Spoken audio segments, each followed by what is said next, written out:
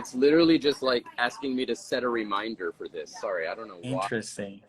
I can't get in, and it's not on you, and it's not on Fellowship. Let's do this again. I'm gonna start a new space right now. Okay. Sorry, everybody.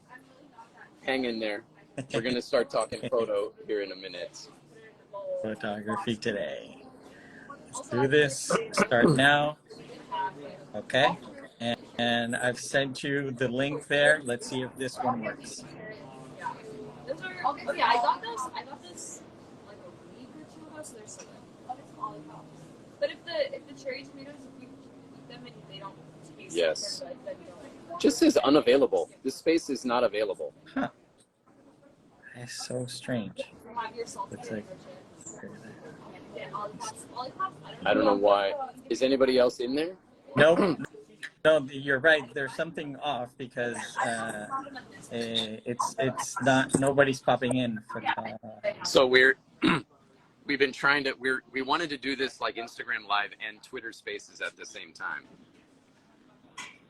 But we've got everybody here in Instagram, and now it still says unavailable. I don't know what. I've sent a new link. Try it and see if it works. No, it still says unavailable. Okay, so let's just go here, and then we'll figure out what happened, and we'll do it again. We'll figure it out. So, Alejandro, how are you? I'm good, Darius. Chilling in Monterey. Seems like it's the same as hot as you are in New York. I know. So I'm here in New York. I'm outside. It's been like sweltering today. And I think there are places in the world that are hotter than us, obviously. But I have some friends who are in Italy right now. It's like 100 degrees there. I know. Wow. I know it's like over 110 in Phoenix right now, which is amazing. That's crazy. Yeah. So, and let's see, we've got lots of people that have joined. It's so great to see everybody.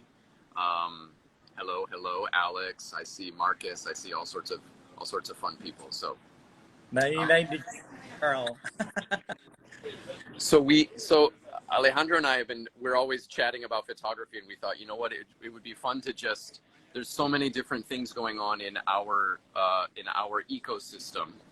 And as we said on our caption, there's everything from honestly, at Christie's, I get to see everything from daguerreotypes to NFTs, which is like literally the fullest range of the whole history of the medium. And I love that. And it's been a busy season of festivals and fairs and photo books that are coming out, and lots of things going on. So we thought we would start this little online conversation just to kind of catch up with each other, but also to talk about ideas in the whole marketplace. So for sure, that's our thought, and we're glad everybody's here. Yeah. I mean, there's one of the crazy things that you've actually been a witness to has been my process of being a full-time creator, photo book maker, artist, doing exhibitions, to now like jumping to the other side of being an artist promoter, an art organization founder. And we've known each other for more than 10 years, and it's so exciting to be able to go through the motions of these different ways in which we're artists. I mean, you yourself, you were a photographer at some point. It's true. And there's always something different when people have that experience of the trouble of being an artist and creating art, and then being on the other side of promoting art and supporting artists and creating organizations to help that art that is being made find collectors and find people who want to support that. And in that whole thing that I just mentioned, we have different different actors. Yeah. We have the nonprofit sector, we have the for-profit sector, we have the photo book publishing crowd, we have the print crowd, we have the auction crowd, we have the NFT crowd. And sometimes, and this is something that we've talked about, everything feels alienated from each other, but yet we're all trying to do the same thing, which is uplift photography as one of the most important art forms of the last 200 years. Oh, absolutely. I mean, this art form has changed everything. It changed our daily. Literally. It changed art. It changed education, science. I mean, photography is so imbued in who we are as a human culture that I feel there's still so much more to insist on people. This is important. We need to figure out what this thing is, what it's done for us. And a place to start is thinking about where there are artists creating stuff and collectors trying to get those things because they're unique objects, they're historical objects, whatever you want to, you know, the interest is. But that cycle is a very thing because we need that for the ecosystem to thrive. So I just wanted to say that there is this conceptual background behind both of our practices to make that happen, that great art finds great collectors so that this cycle continues on and on and on, so that we can do more art as artists. Totally. You know, one of the things I have a presentation that I do about sort of like the market and things like that. And I have this picture of a pie chart that literally is just what you described, which is a healthy sort of ecosystem around photography. There's the element of the schools, like the schools for art and the schools for photography. You have then the artists, you have critics and writers, you have the museums, you know, the public institutions and archives, you have the collectors and patrons, you have the gallery system, you have the auction, like all of these elements. If you take any one of those elements out, you don't have as robust of a system. And it's really interesting that there are a few places on the planet where you have all of that kind of comes together. Obviously, New York City is one of them. Actually, San Francisco has a very healthy culture like that. I think Mexico City has an element of that. I mean, the auctions are not necessarily there, but obviously, you know, Paris and France. So it's really interesting to think about all of these elements that need to work together to kind of support and, just like support the whole system. I did not perceive it as well as I do now after being like 3 years in market. They call it community. Yeah, totally. Is, you know, there's this whole thing for those who are not like assimilated with what is happening and has been happening in the last 3 years in the NFT space, but whole talk about, you need to community around your artwork, right? And the truth of the matter is that art in general, that community exists. You have listed what a community is. You have the producers, caregivers of that artwork, you have the critics, writers, and then you have the collectors. And all those parts of the community make the ecosystem work. And you need all of them. You can't have critics because then we start, you know, doing really crappy work because no, it's so true. Yeah, Alejandro, I think your audio is cutting out a little bit every now and then. Oh, I'm sorry. See if that's on. I'm on, but a couple of people mentioned that. Okay, my internet here is a little bit choppy, so maybe if you missed something and I did say something, please tell me and I'll go back and say. Okay, so everybody, Alejandro's internet is just a little bit in and out, and we know that now, but we'll adjust for that. So Okay, I'm hoping. What about comments for me? Is my audio good? I think it's okay over here. Yeah, it's all good. Okay, great. Okay, great. So listen, I wanted to say, we wanted to chat a little bit about. I was just in the south of France in a town called Arles, which is where there's been a festival going on for the last, I think it's been like 47 years, which is the whole is the Rencontre Festival, Rencontre de Arles, around photography. And this festival has been was so amazing. So I don't know how many of you have been to Arles before, but it's a little town in the south of France. It's an old Roman town. The old city is Roman and dates back very long. And there's an amazing amphitheater, and there's also an amazing Colosseum, both of which are still in use. And then what's happened over the last, I think, 10 or 15 years is that Maya Hoffman started the Luma Foundation, and she's a major benefactor of the arts. And there's a large Frank Gehry building that was completed, I want to say maybe 5 to 10 years ago now. And it has the largest exhibition space of any building that Frank Gehry has built. And it's like a whole village. I mean, I'm noticing some people have been, but have you been to Arles, Alejandro? Yes, I've been there like, I think 4 times to exhibit and to I've had booths at the photo book festival. Yeah. So one of the things that was great is that this festival has like so many of these elements that we just talked about. There's like the photo book festival. There's exhibitions all over town in like churches and small galleries and all of these public buildings.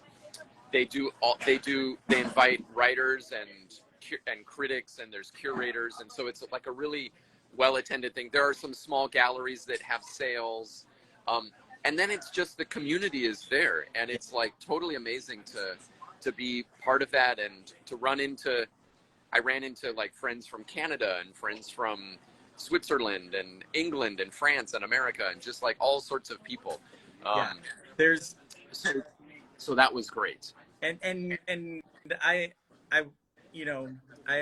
it's a long haul to go to Arles from here from Monterey, but it's definitely a place everybody that is into photography should definitely go to. You have, like you mentioned, all these different layers of what the photography world is about. There's writings, there's books, there's exhibitions. All of that is happening at the same time, and it's really a vibrant community. There are visitors that I want to ask if you were able to see. Did you see the Gregory Crutzen show? Yeah. And did you see Saul Leiter? Yeah. So, there was also a major Carrie Mae Weems show. Yes. So Saul Leiter, it was both his paintings and his photographs. So I didn't know he was a painter. I didn't know he was a painter either. Totally amazing. He's like a super sweet guy. There's a documentary film that was produced that made me realize, like, he never really had much success, during his lifetime. And he lived very humbly, but he also just made his photos, made his paintings, and like lived truly like an artist, which is amazing. Yeah. Somebody just said, Darius, you're still in Arles, which is not true. I'm in Manhattan right now, but the brick background may make it look like it's a Roman village here. For sure. But I wanted to share a little bit about the Arbus. Yes. So, okay, so this is Richard was there. So we all know, so first of all, the Luma Foundation put on an exhibition of Arbus's work, and if there's any way that you can get to Arles to see this, it is a kind of a once in a lifetime opportunity, because what they have is the printer's set from Neil Selkirk. Now, Neil Selkirk was the only person who ever printed Arbus's work from her negatives after she passed away, and he worked for the estate. And that set includes a total of 450 photographs. Wow. It's basically the entire set of what he ever printed. And it was sold to Luma, and they did an exhibition of everything, all 450, which sounds totally crazy. Like, how can you exhibit this? And I'll tell you, the exhibition design was by Mathieu Humery, who was a colleague of mine at Christie's. He now works for Luma, and he came up with an installation system that you've seen probably a few pictures on my Instagram, but there are photographs hung at different heights, scattered throughout the space on these on like a hanging structure that I'm not even going to be able to describe it very well, but it allows you to just wander through the space in a kind of unguided way to see absolutely everything. It's like you're encountering people on the street. It's totally amazing. And so the chance to see 450 photographs is amazing. But then, so we were asked by Luma I was asked to help organize what turned into 2 different presentations that I built with Neil. So Neil Selkirk and I presented on Thursday night in the big arena. In the arena. In the Antique Theater, and which was an experience in and of itself. And then we gave a second presentation on Saturday at Luma. And I thought I would share a little bit. So because Arbus is one of those artists where, it's now been 52 years since she passed away, and it's been 50 years of a posthumous life, right?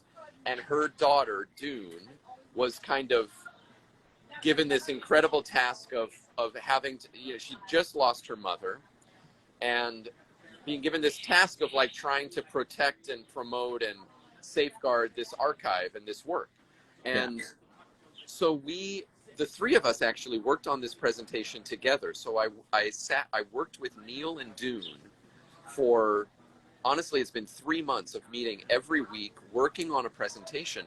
And the way we approached it was, as some of you saw on my Instagram, it was about, we titled it, What Deanne Arbus Wasn't Doing. Wow. And what she wasn't doing was a way for us to get into the fact that for 50 years, people have been trying to explain what she was doing. And you have a whole range of opinions and misunderstandings. And, people are trying to project onto her, well, she killed herself. You can see why she killed herself because of her photos, or she was only interested in photographing freaks, or she was a highly judgmental person, or like all of these kind of like art critical opinions and motifs. And so we addressed each of those. So the first presentation was about addressing 7 of these misunderstandings. And it was actually really fascinating to kind of look at the fact that the reality is there's really no agenda in her work. And she, of course, she had opinions, but when you look at the photographs, there's no agenda. So that was one of them. Like, she wasn't, she's not a moralist, or she's not an activist, or she wasn't an environmentalist, or, she really was purely a portrait photographer and interested in people. And there's a whole range of people. So that was one of them. Another one, we addressed head on the whole idea of freaks. Yeah. And I can tell you a little bit about that. But did you have a question? I was just gonna say, she didn't work on a project. Like, she was prior to this thing that is part of the now of the photography world, that you work on projects. She was photographing. That's it. Exactly. And that's actually a huge thing to remember. Like, the only real series or body of work within her photographs are at the very end of her life when she was photographing in the public institutions where there were people who were mentally either incapacitated or had Down syndrome. And those are some really powerful photographs. And that's really the only series. Everything else was really just people she met sometimes just for a moment on the street or in a park. Other people, like for instance, Eddie Carmel, who was the Jewish giant, she knew him for over 10 years and photographed him both in 1961 and then also the famous photograph from 1971. Yeah. And it was really interesting. So Dune and Neil, of course, have spent 50 years with her work and sort of had a whole list. You know, when we started, they had a whole list of things that it's like, that they felt like people had falsely projected onto her work. One of them was the fact that she wasn't photographing her family or her friends. And it's like, it's not autobiographical, the work, in any way. And so that first presentation was about dispelling 7 of these different sort of ways of thinking about her work. And the reason we wanted to do that, the goal for the audience, was it was like peeling away layers of an onion. Like we wanted to peel away these layers so that you could really just approach the work sort of unencumbered with prior ideas and just look at it for yourself without looking through the lens of somebody else's idea about what the work is about. Yeah. So it was... I'll comment on that. That is such a push and pull thing that has happened for photography when it becomes institutional, and it's a good thing and it's a bad thing because sometimes a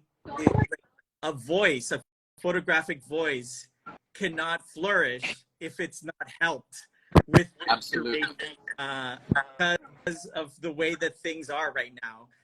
And again, it's not a good or a bad thing, but it's important to see that it is in that way, and it doesn't mean that it has to be that way. And I mean, Arbus is such an iconic part of everybody who's a photographer. Like, we have this vision of this person who created this aura and this myth around her. Totally. That, you know, I've never heard her speak, so I don't know who she is as a voice. I'm just speculating from all these texts that I've read, from the books. I went to the exhibition last year. What was that? What was the gallery that had the exhibition? Oh, David Werner. They had so they recreated the MoMA retrospective. Yeah. Yes. Which is fascinating, of course. Yeah. But in the end, you know, it's very difficult, and a good thing to take into account that today we have a lot of options to spreading our voice of what we think of our work and what we're doing through the social media, our website. Before, that wasn't possible. I mean, totally. It was your work. It was a standalone work. No, totally. And it's interesting. You know, Felix just commented about this idea of what's more important, the aura versus the work. And the way I'll respond to that is simply to say, this is a chance to, again, getting to Arl is like it takes forever. But if you can go, to be able to see, it's almost like being able to see her entire artistic output in one exhibition, 450 photographs. And in a way, you can make up your own mind. It's a chance to, you know, even the Aperture monograph, which is a monograph that's been in print for 50 years. Yeah. They've sold something like 500,000 copies of it. So that's what most people know of her work, is that book. And that book only has like 45 pictures in it. So there's 10 times as many pictures beyond that. Wow. That mostly you don't know. I mean, there are things that I think of myself as like, not an Arbus scholar, but like I'm very familiar with her work. Yeah. And there were things where I'm like, I'm not sure I've ever seen this picture before, you know? And so that was really an important chance to be able to go back to an artist that we all think we know and really see them kind of with new eyes. Yeah. Yeah. So can I share the second presentation? So that was Thursday night. It was about trying to pull back these 7 layers. And we used photographs from other people. Like another one of the layers was the fact that none of her photographs are staged. And so there's a lot of and again, it doesn't mean that stage photography is bad. It just means that she wasn't doing it. And so we had examples of people who have an agenda, or are activists, or stage their photographs, or like Nan Golden is all autobiographical, or Cindy Sherman is is self-portraiture. So there's a lot of great work that falls under these other categories. It's just that, again, Arbus wasn't doing that, and it's fascinating to be able to remind ourselves of that. So then on Saturday, the presentation was all about how did she work. And so Neil, the interesting thing about Neil, and he's written about this in an important book called Revelations. So there was a major exhibition at the Metropolitan Museum back in 2005, which is where the whole archive now resides. So all of her negatives, her library, her cameras, her enlarger, all of that is at the Metropolitan. Wow. And Neil was the only person, as I mentioned, who ever printed from her negatives. And he had to go into her darkroom, like months after she had died, and figure out how did she actually make these prints? Like, how did she make those borders, and what did she do in the darkroom? Because there's a lot of things, there's a lot of variety, right? And so we did this kind of we did a technical history of how Deanne Arbus worked, all the way from the fact that she started with a 5x7 Deerdorf camera. Wow, I did not know that. And she made only a handful of photographs. She was like 18 or 19 years old. And so he brought a 5x7 Deerdorf with him. So on stage in Arles, he walked through a total of 5 different cameras that she used. And he had exact models of the ones she used. So she went from a 5x7 Deerdorf to a 35mm Nikon F. And that was, so if anybody saw the show called In the Beginning, which was at the Met Breuer, maybe 8 years ago now, or something like that, 7-8 years, those were almost all exclusively 35mm photographs.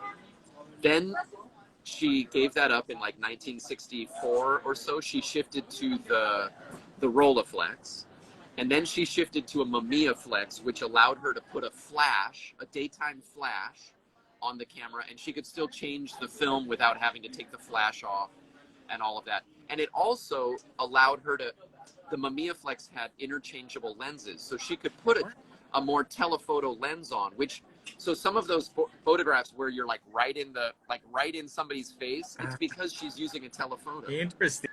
I did not know that. Wow. I know. No, all of it was super nerdy and very technical, but it was so fascinating. And then the very last thing that she shifted to was a Pentax 6x7, which is a large 35mm style camera. It's a single lens reflex, but it's massive. It weighed 10, 15 pounds. And she used that just for the last year, and it has the same aspect ratio as a 35mm. So we showed photos we showed some slides of her 35mm and then her Pentax 6x7, and she's back to it. They have a similar feel, because we have to remember, this I find so interesting about photography, is that, of course, the artist is always the most important element, but our equipment really shapes us. Yeah. And if any of you have used a camera on a tripod versus using a handheld 35mm, you know how different it is. Yeah. And so anyway, so that was super fascinating. I mean, it's great to hear these little things of her practice. I'll end the Arbus part of our questions about, like, when you've been at Christie, what has been your experience encountering Arbus's print to sell at auction? How Yeah. has that been? Are there many out there? What is the market for Arbus? I mean, in Liam, like, general terms. Yeah. So no, that's a great question. So the question around market for Arbus, we know, for instance, well, actually, here's a very interesting way to think about her during her lifetime. The only prints that she ever made that were intended for a marketplace was her portfolio called A Box of 10 Photographs. Yes, I have that.